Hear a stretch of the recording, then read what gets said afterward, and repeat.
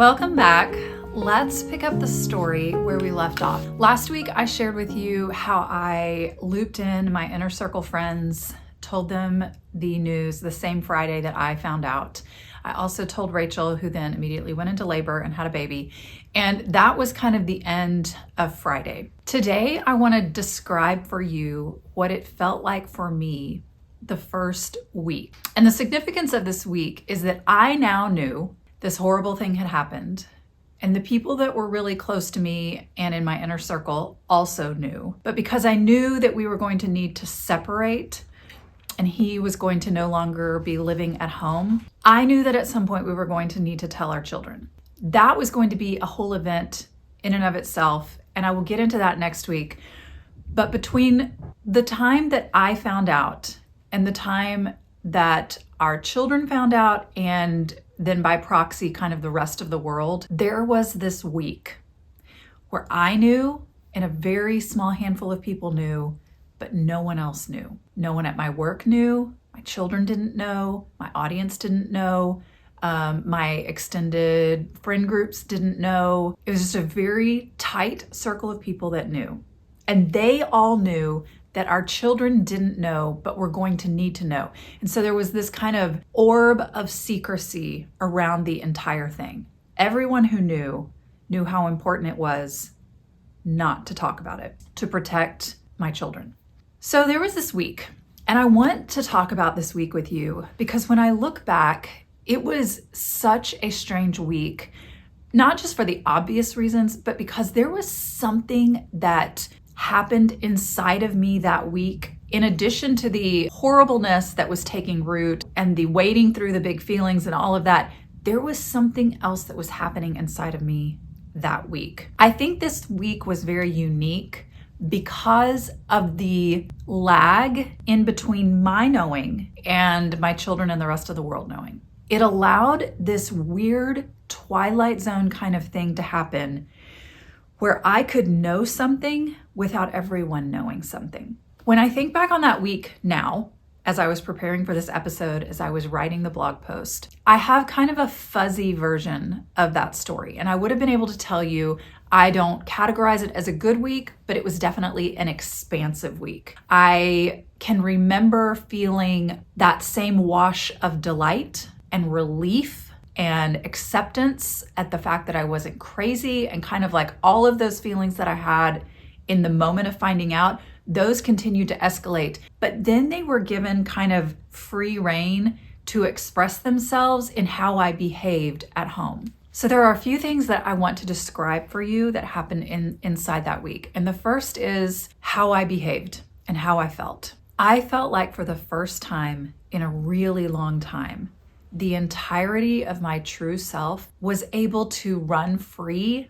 inside my house. It felt a little bit like kids jumping on a bed after their parents leave the room. I did not feel rebellious or defiant or I'll show you.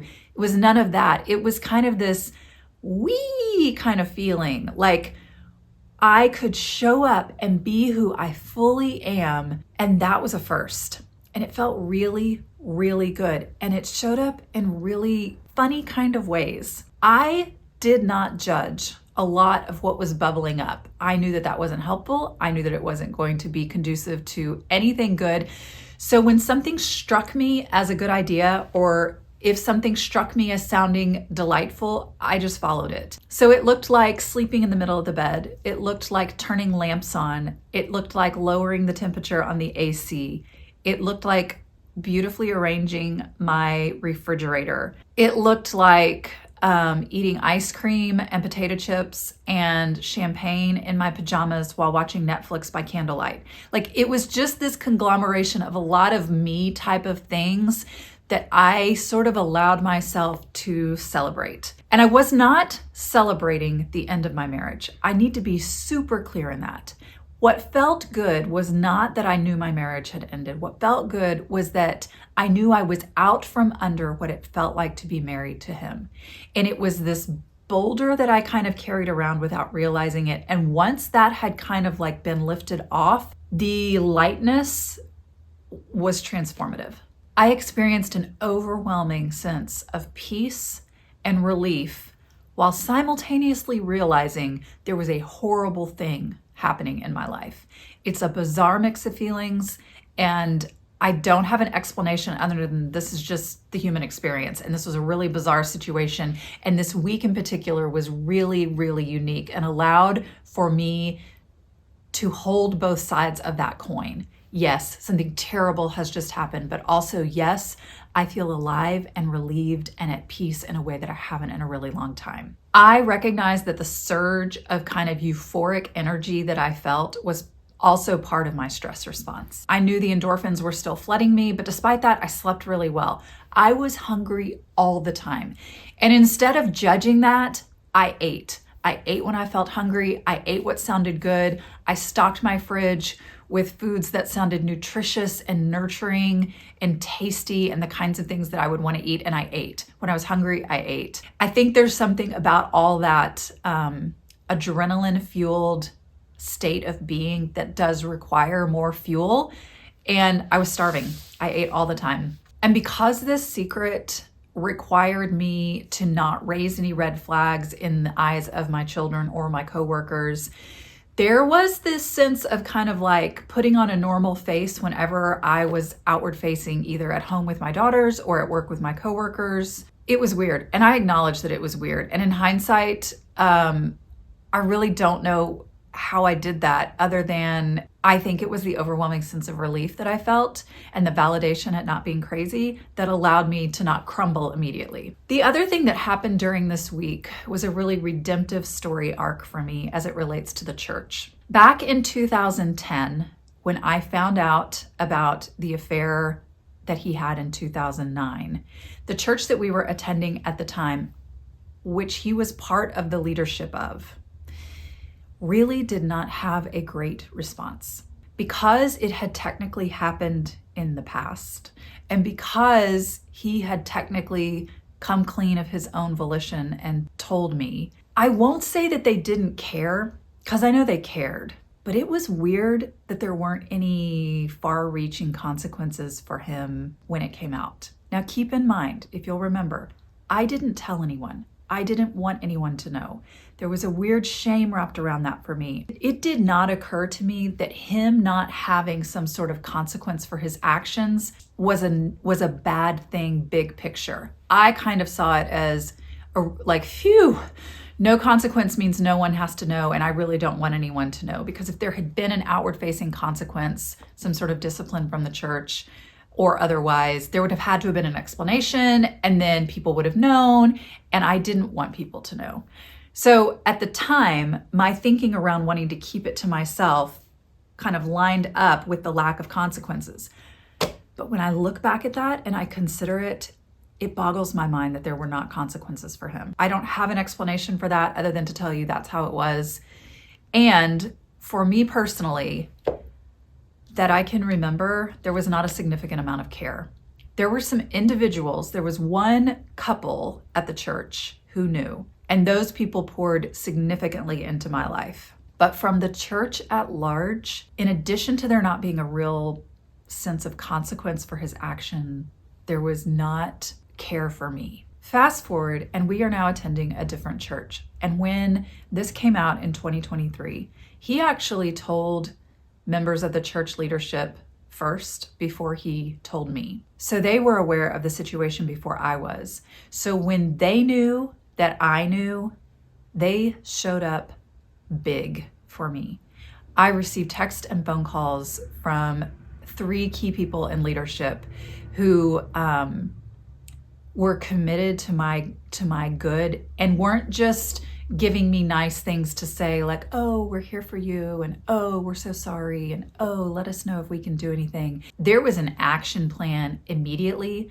There were meals that showed up on my door. There were regular check-ins in person with people that mattered, and there were strict consequences for him.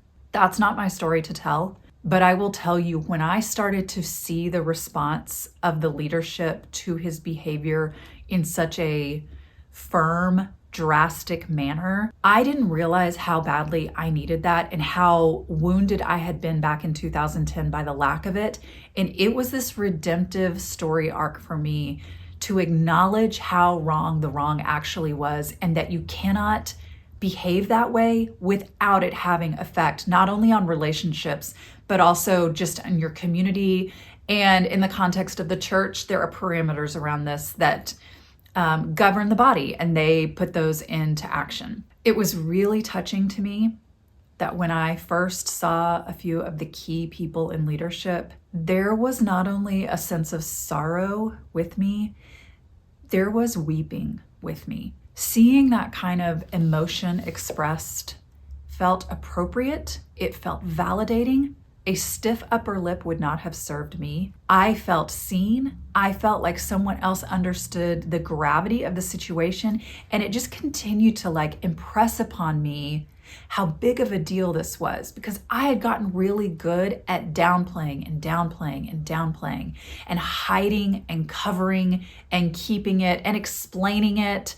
And this was categorically different and categorically hurtful and harmful and wrong. And I knew that, but I needed to see other people respond.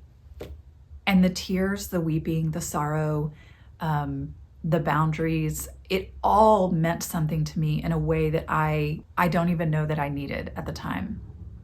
The church not only cared for me, they cared for my children. They allocated resources for things that were vitally important at the time for me and my children. They were committed to my good and the good of our children and his good, but really, really entered in and leaned in hard in caring for me in tangible ways. It's one of the things I love about my church is that they really put love in action.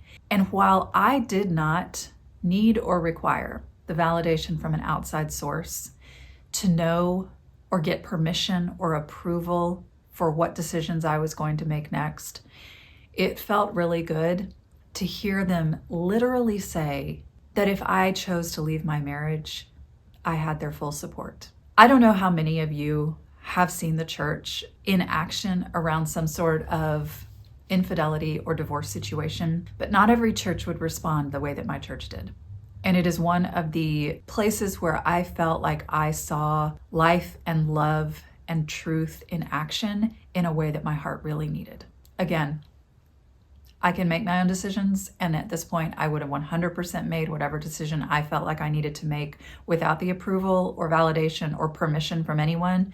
But once I heard that from them, it provided this safe place for me to feel seen, and it allowed me to be rather raw and vulnerable with them throughout the entire next year about how I was feeling, how I was reacting, what was going on. Because there are some future key moments in which it was ugly. It was really ugly. And I needed and felt comfortable letting them see the ugly.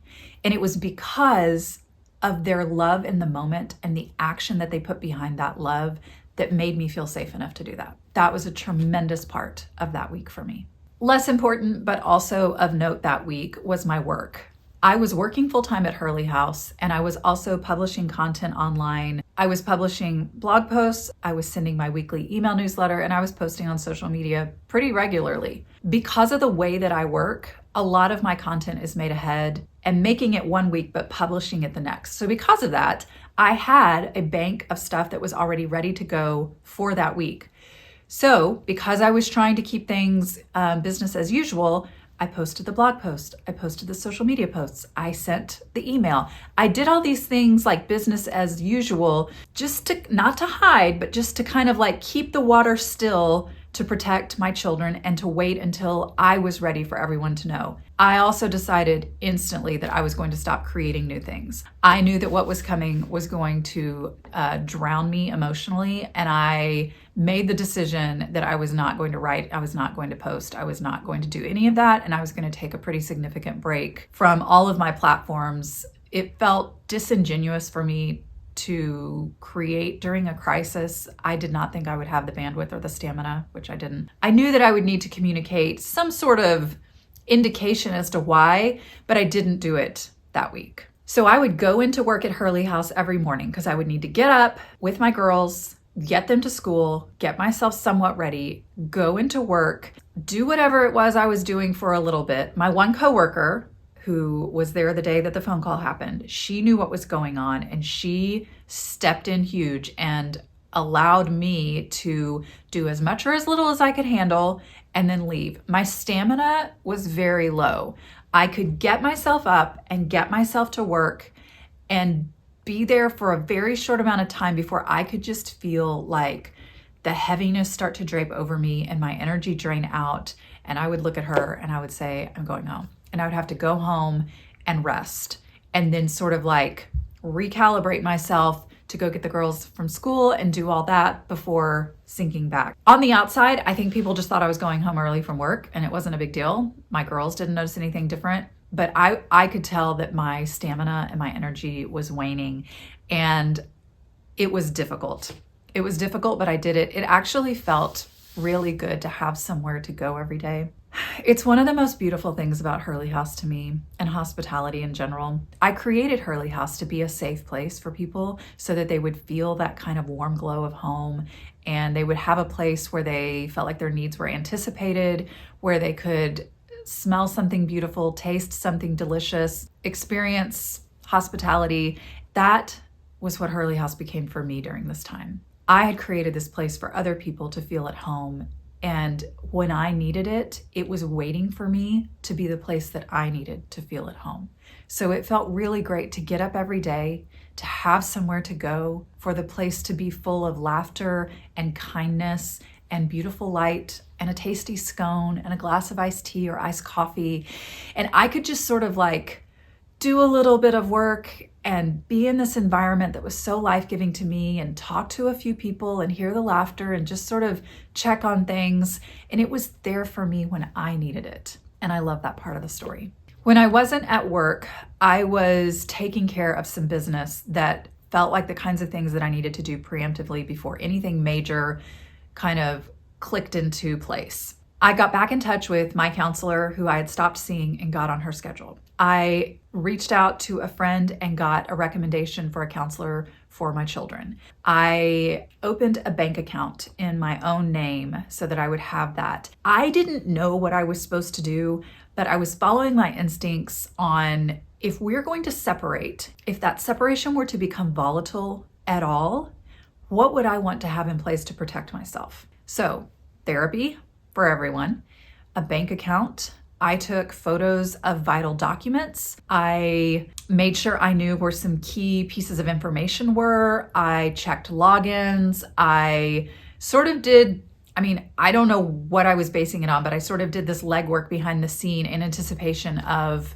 hypotheticals that I didn't even know. I was worst case scenarioing it. And if the worst thing happened that I could imagine, what would I want to have ready for myself and my children? It was kind of a scary exercise. I didn't like the way it felt. I certainly didn't feel like I wanted to be doing this work. It felt like planning kind of like my own funeral or something. But the truth is, like, no one can do that work for you. No one can go to the bank for me. I have to go to the bank. No one can interview a counselor for my girls. I need to do that. It was a weird kind of thing that I felt like I needed to do, but I was the only one that could do it. I could ask for help for a lot of things. I couldn't ask someone to do this kind of work for me, so I just did it. And I kind of got all my ducks in a row. There was this really small home organization project that I had started the week before that I had wrapped up, and I fully finished that, put everything away. I stocked my fridge. I did all these kind of like the storm is coming actions to make myself feel like I was engaging in something helpful, not knowing what to expect. And I knew that this week was going to be the week to get all that taken care of.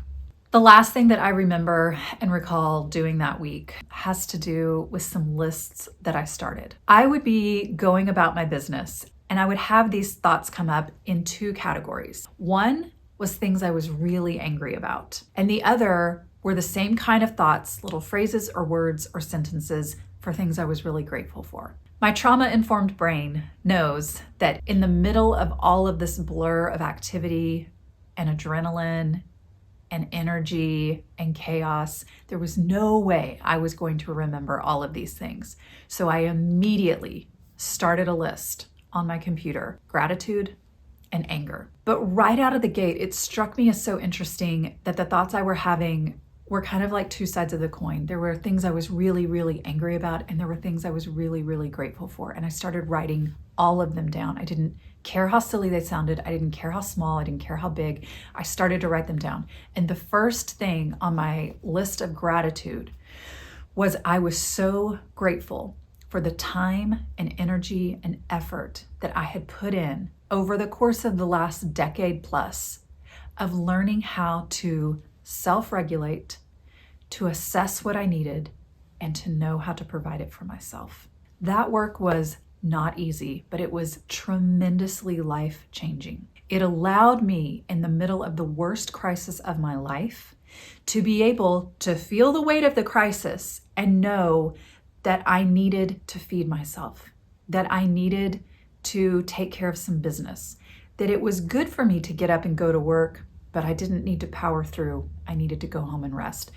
There was this category of care that I was able to provide for myself that there was no way I would have been equipped to do had it not been for the work that I had done in therapy. Back in 2010, when I found out about the affair for the first time, that version of myself, when compared to the 2023 version of myself, in essentially the same kind of crisis, are completely different people. This version of myself could barely function, felt so much shame and shock and confusion that all she could do was keep the information to herself and put one foot in front of the other. It was ludicrously chaotic and difficult. I have this distinct memory of myself from that time, standing at the washer dryer, trying to fold laundry, and literally almost unable to control my breathing.